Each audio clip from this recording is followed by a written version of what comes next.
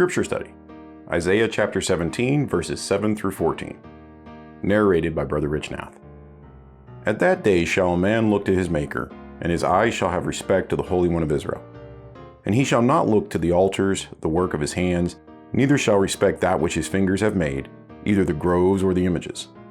In that day shall his strong cities be as a forsaken bough, and an uppermost branch, which they left because of the children of Israel. And there shall be desolation, because thou hast forgotten the God of thy salvation, and hast not been mindful of the rock of thy strength. Therefore shalt thou plant pleasant plants, and shalt set it with strange slips.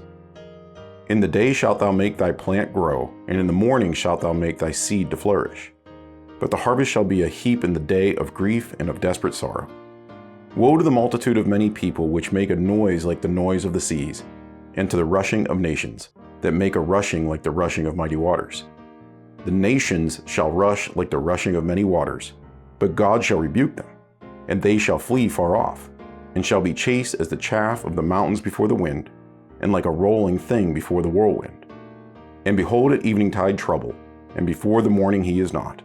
This is the portion of them that spoil us, and the lot of them that rob us. What is being prophesied here? After suffering destruction, those who are left will finally look to the true God, rather than graven images. This is not too surprising, since the idols weren't able to protect the cities from destruction. What is false worship compared to in verses 9 through 11? It is compared to putting in a lot of effort to get your plants to grow and look nice, but when it comes time to harvest the crops, there is nothing there. Woe unto you, scribes and Pharisees, hypocrites! For ye are like unto whited sepulchres, which indeed appear beautiful outward, but are within full of dead men's bones, and of all uncleanness. Even so ye also outwardly appear righteous unto men, but within ye are full of hypocrisy and iniquity. Matthew 23, verses 27 and 28. What is Israel being encouraged to do at the end of the chapter? To trust in God for their protection, rather than themselves or other nations or false gods.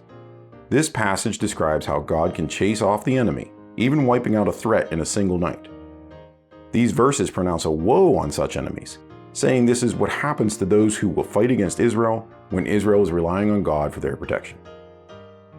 This series of articles on the book of Isaiah is an outgrowth of a series of lessons presented at a branch level and is being offered as a study tool for all readers. The interpretations offered are not intended to represent an official position of the Church of Jesus Christ. However, they have been reviewed by members of the ministry and can be considered a reliable supplement to any reader's study of the book of Isaiah.